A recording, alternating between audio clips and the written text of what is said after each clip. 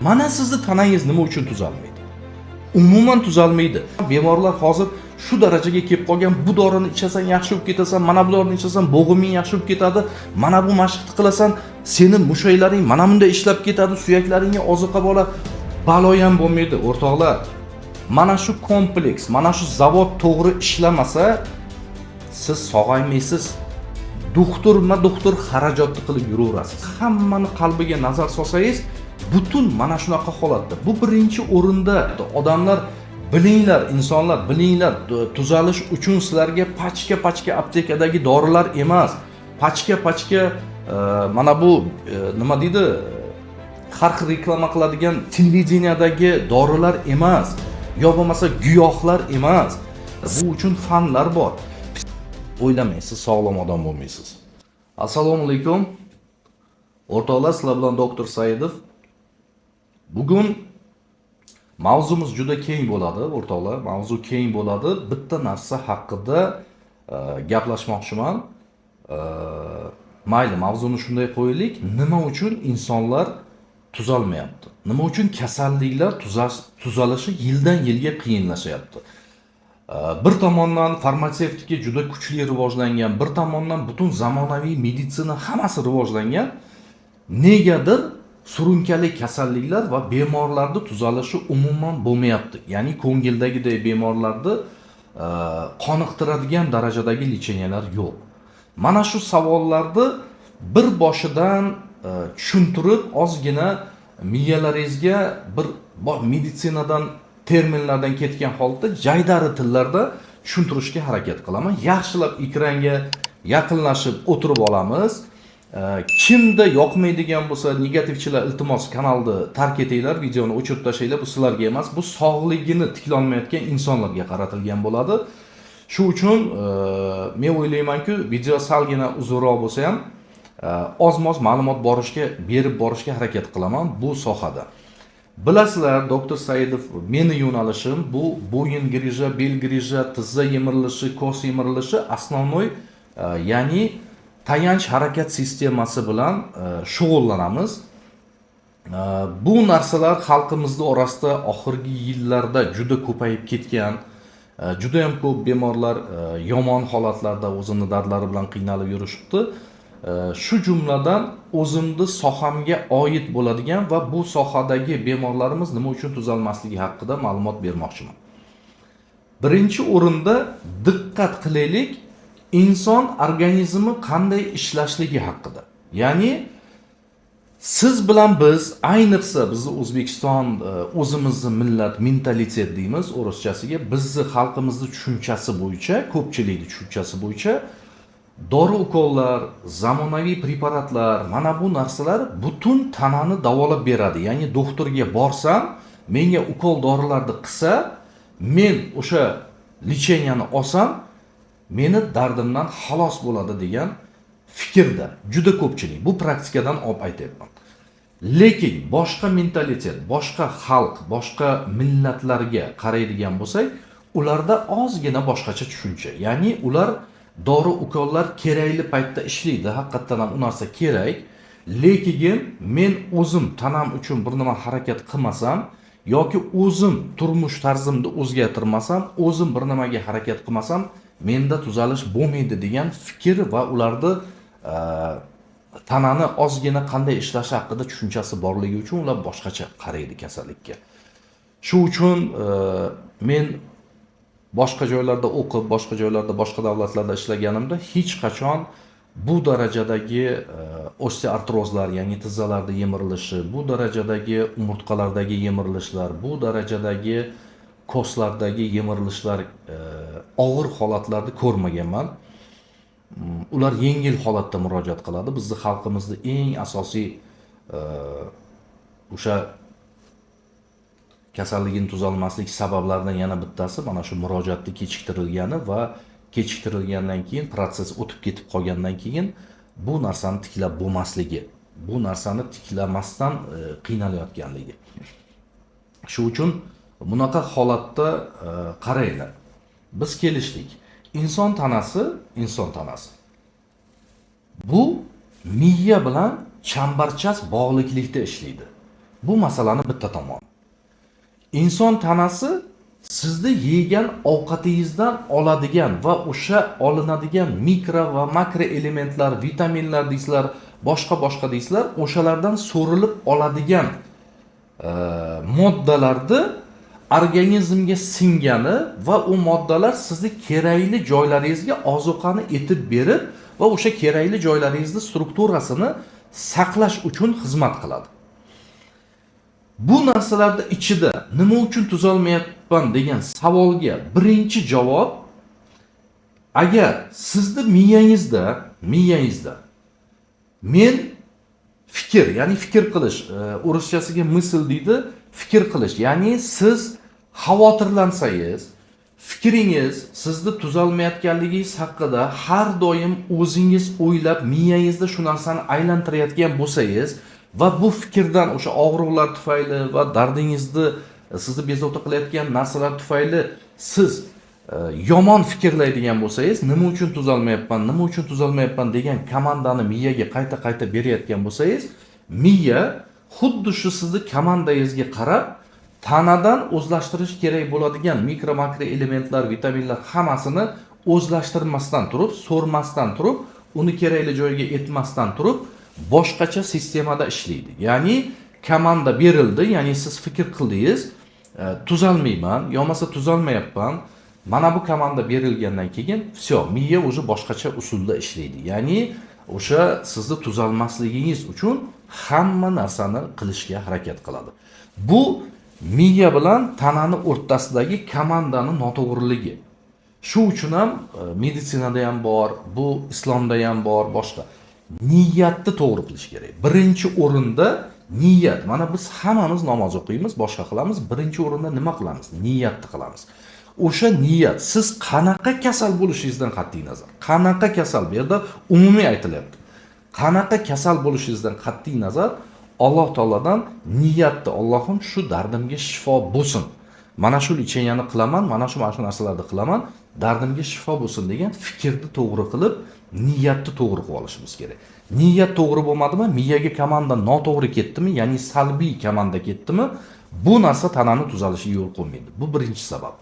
Ikkinchi sabab, siz komandani noto'g'ri berganingizdan keyin oshqozon ichak sistemangiz noto'g'ri ishlashni boshlaydi. Ya'ni siz ovqatlarni yeyapsiz, o'z-o'zidan ovqatingiz hal bo'lmagandek bo'ladi. O'z-o'zidan oshqozoningizda og'riqlar paydo bo'ladi. O'z-o'zidan sizda ich qotishlar paydo bo'ladi. Bu qo'shimcha sizni ichagingizdagi o'sha disbalanslar tufayli organizmdagi bo'g'imlar uchun, o'sha tayanch harakat sistemasi uchun, yoki nervlar uchun so'riladigan barcha moddalar deymiz, bu narsalar ikkinchi etapda o'zi so'rilmaydi.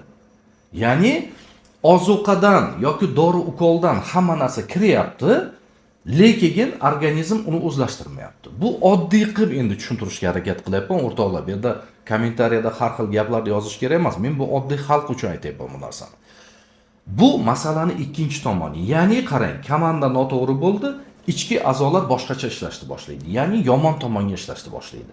Yomon tomonga deganim, sizni yeydigan oziq-ovqatingizdan kerakli ma'lumotlarni, kerakli mikroelementlarni organizm o'sha bo'g'imlarga, o'sha jarohatlangan joyga etib bermaydi. Ya'ni transport funksiyasi buziladi. Ya'ni o'sha sizni ichaklaringizdan so'rilib ketadigan narsalar va u moddalar sizni hujayralaringizga borish kerak edi va hujayralaringiz o'sha o'zini tiklab olib turib, sizni boyagi kasallanib qolgan joyingizni davolash kerak edi. Lekin bu narsa bo'lmaydi. Bu narsa yuz bermaydi. Uchinchi sabab, mana komanda noto'g'ri bo'ldi. Oshqozon ichak sistemasi noto'g'ri ishlayapti. Uchinchi sababdan bittasi, buni ustiga ustak biz keraksiz paytda ovqat bilan to'ldiramiz. Organizmni kasallikni tuzatishni o'rniga ketadigan energiyasi ovqat parchalashga ketadi. Kechasiga organizm butun tanadagi musorlarni davolash uchun xizmat qilish kerak bo'lsa, agar oshqozoni to'la paqqayib yotibdi, uyquda u ovqatni hal qilish uchun butun energiya, kuch sarflanadi. Kechasi bilan o'sha kasallanib qolgan hujayralar tuzalmaydi. Bu masalani ikkinchi tomoni. Ya'ni siz palapartish ovqatlanish oqibatida va keragidan ortiq energiyani, tanani o'zini energiyasini o'ziga sarflamasdan turib, ya o'ziga sarflayapmiz, yo kerakli joyga sarflamasdan turib, keraksiz narsalar bilan ularni band qilib qo'yapmiz va ichimizda musorlar yig'ilib qolyapti. Bu narsa qo'shimcha sizni zaharlanishingizga olib kelyapti va bu zaharlanishdan keyin siz o'zingizni kundan kunga og'ir his qilyapsiz. Shuning uchun mana sizga elementarni komandani noto'g'ri, miyadagi fikrni noto'g'ri, ikkinchisi ovqatlanishni noto'g'riligi, uchinchisi bu noto'g'ri ovqatlanish va miyadagi fikr komanda noto'g'ri berilgandan keyin ichkaridagi parchalanishni bo'lmasligi va mikroelementlarni yomasa organizm uchun kerak bo'lgan oziq-ovqatlarni deylik, uni o'zlashtirilmasligi kechasi bilan. Undan keyingi sabab kuni bilan mehnatda yurgan odam, fiziki mehnatda yurgan odam bu ovqatlarni hal qiladi. Kuni bilan yotgan odam mana bu ovqatlarni ham hal qila olmasdan turib, o'zi psixik holati yaxshi emas. Ikkinchidan oshqozon ichak sistemasi yaxshi ishlamayapti. Uchinchidan bu og'ir mehnatda ishlayapti va bu qo'shimcha bo'lib turib, kechasiga yana uyqu buzilishlari bo'ladigan bo'lsa, bu narsa o'sha organizmda kecha-yu kunduz 24 soat davomida ekspluatatsiya deymiz, ya'ni tanani noto'g'ri hayotga tatbiq etadiganligimiz tufayli bizda tuzalish bo'lmaydi va bu narsa har kun, har hafta, har oy va yillar davomida davom etyapti. Endi buni ustiga qo'shimcha yana nima eng yomon narsalar ta'sir qiladi? Birinchi o'rinda biz bu tanani tuzatish uchun yuqorida aytgan narsalarni qilganimiz bilan agar bu tanani harakatda, ya'ni jismoniy mehnatda chiniqtirmasak, to'g'ri, bu yerda masalan jismoniy mehnat deganda kimdir fiziki ishlaydi, lekin kimdir ofisda ishlaydi, kimdir aqliy mehnat qiladi, kimdir harakati so'z. O'shalarni o'rnini to'ldirish uchun siz harakatni qo'shmaydigan bo'lsangiz, bu двойной organizmda o'sha adhotlarda yig'ilib qolishi, xoh oyoqda bo'lsin, xoh sizni mushaklaringizda bo'lsin, xoh suyaklaringizda, xoh ichaklaringizda bo'lsin, qayerda bo'lishidan qat'iy nazar, o'rischasiga bu zastoyniy явление deydi, ya'ni hamma narsa joyida to'xtab qolishi, harakat, движение yo'qligidan. Bilasizlar, inson organizmini temperaturani ushlaydigan ham, sizni hujayralaringizga ozuqa etib beradigan ham, butun sizni sog'lig'ingizni asosiy o'rinda ushlab turadigan narsa bu qon. Qon nimada harakatlanadi? Qon tomirda harakatlanadi. Qon tomirni o'zi arteriyada yurak qon tomirni kachat qilsa agar hujayralaringizga qon yetib boradi, lekin venozli ottok degan narsa bor. Venoz, ya'ni yurakdan chiqib borgan qon tomir axlatlarni olib butun hujayralardan orqaga qaytib kelish kerak yurakka. Afsuski buni orqaga qaytarib keladigan narsalar sizni mushaklaringiz, sizni fatsiyalaringiz, sizni tayanch sistemangiz, ya'ni sizni harakatingiz. Mana shu sizni harakatga keltirib turadigan struktura, butun bo'g'imlar hammasi harakatda yaxshi ishlab tursagina sizni hujayralaringizga o'sha ozuqalar boradi. Mana bu asosiy sabab. Oxirgi yillar hammalarning o'zimizga savol beraylik. Biz qachon o'zimizni tanamiz bilan shug'ullanyapmiz? Mana sizga savol. Qachon siz o'zingiz bilan tanangiz bilan shug'ullanyapsiz? Bir kunda siz qancha yurayapsiz? Bir kunda siz qancha harakat qilyapsiz? Va bir kunda yotib qancha ovqat yeyapsiz? Va bir kunda siz qancha stress qilyapsiz? Tushundingizmi? Mana bu narsani o'ylab ko'rish kerak. Mana sizni tanangiz nima uchun tuzalmaydi? Umuman tuzalmaydi. Men bitta narsani aytmoqchiman. Mana o'rtoqlar, hamma vrachlar kimdir negativ yozib, yaxshi vrach kasal bilan shug'ullanadi, yomon vrach nima bilan, reklama bilan shug'ullanadi, boshqa. Azizlar, bitta narsa, hurmatli o'sha negativchilar. Reklama ham siz tushungan darajadagi bu pul olib kelish uchun qilinadigan reklama emas. Mana bu men aytadigan gaplarim Xudoga qarab aytayapman. Reklamam o'zimga yetarli, kasal o'zimga yetarli. Bu narsada emas. Bu insonlarni sog'lomlashtirish uchun uchun kimdir to'g'risini aytish kerak-ku, kimdir bu narsalarni olib chiqish kerak-ku. Qayeriga qarama, bemorlar hozir shu darajaga kelib qolgan, bu dorini ichasan yaxshi bo'lib ketasan, mana bu dorini ichasan bo'g'iming yaxshi bo'lib ketadi, mana bu mashqni qilasan, seni mushaklaring mana bunday ishlab ketadi, suyaklaringga oziqa bola, balo ham bo'lmaydi, o'rtoqlar. Hurmatli tomoshabinlar, balo ham bo'lmaydi. Mana shu kompleks, mana shu zavod to'g'ri ishlamasa, siz sog'aymaysiz. Doktor xarajatni qilib yuraverasiz. Oxirgi paytlar shu darajada muammolar, shu darajada bo'lib ketdi. 10 ta kasal qabul qilsam, 4 tasida depressiya. 10 ta kasal qabul qilsam, 4 tasida trevoga. Trevoga degani xotirjamlik yo'q. Dunyoviy tashvishlarga shu daraja berilib qolgan, butun dunyoni boyagi tashvishi buni yelkasida. Oilada problema, bolada problema, farzandda problema, jamiyatda problema, ishda problema, hammani qalbiga nazar solsangiz, butun mana shunaqa holatda. Bu birinchi o'rinda. Bu narsa psixosomatika deyiladi. Bu uchun fanlar bor. Psixosomatический holatingiz yaxshi bo'lmasa, ikki dunyoda 10 ta mashqni qiling. Avliyoman degan doktorga boring, avliyoman degan tabibga boring, o'zingizga o'zingiz miyangizni qurtini to'g'ri davolamasangiz, ikki dunyoda yaxshi bo'lmaysiz. Ikki dunyoda yaxshi bo'lmaysiz. Qanchalik haqiqat bo'lmasin, men qanchalik achchiq gapirmayin, bir kishiga tekkizib aytadigan joyim yo'q bu narsani. To'g'ri tushuninglar. Bu narsani men olib chiqqanim, vijdonim qiynalyapti. Odamlar bilinglar, insonlar bilinglar, tuzalish uchun sizlarga pachka aptekadagi dorilar emas, pachka mana bu nima deydi, har xil reklama qiladigan televideniyadagi dorilar emas, yo bo'lmasa giyohlar emas.